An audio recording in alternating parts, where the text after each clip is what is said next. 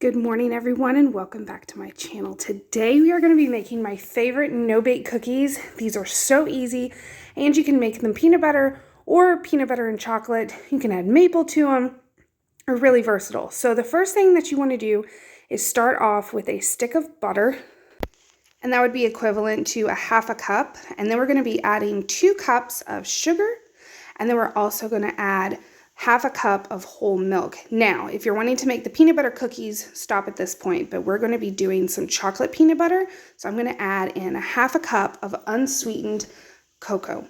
And then we're going to get this all stirred together. You want to stir it while you bring it up to a boil over medium heat.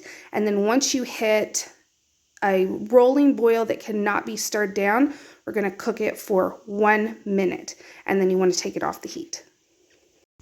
All right, now once you get it off the heat, you want to add about a teaspoon of vanilla, get that stirred in, and then you want to add your peanut butter of choice, and I like to use creamy. You want about 3/4 of a cup of that, and then get all that stirred in and melted into your mixture, and then we're going to be adding in 3 cups of quick oats. Now you can also use old-fashioned oats if you would rather go with that, but they are going to be a different texture and taste. And once you get everything mixed in, you want to make sure all of the oatmeal is coated, and then we can go ahead and get them just ready to set up.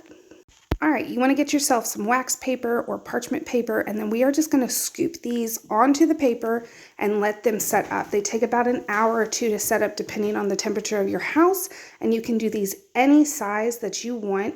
I like to go with whatever size my spoon is. That's the size that the cookies are going to be.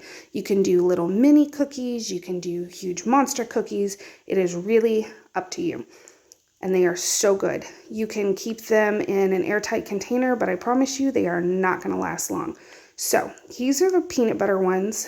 These are my family's absolute favorite. But the girls really, really like the chocolate peanut butter ones. So the peanut butter are for me and my husband, and the chocolate are for everyone else. But you can see how it all sticks to itself and not on the paper once it has set up all the way. These are delicious cookies. I really hope you try them out for yourself. Let me know how you like them in the comment section, and I will see you all on my next video. Thanks for watching.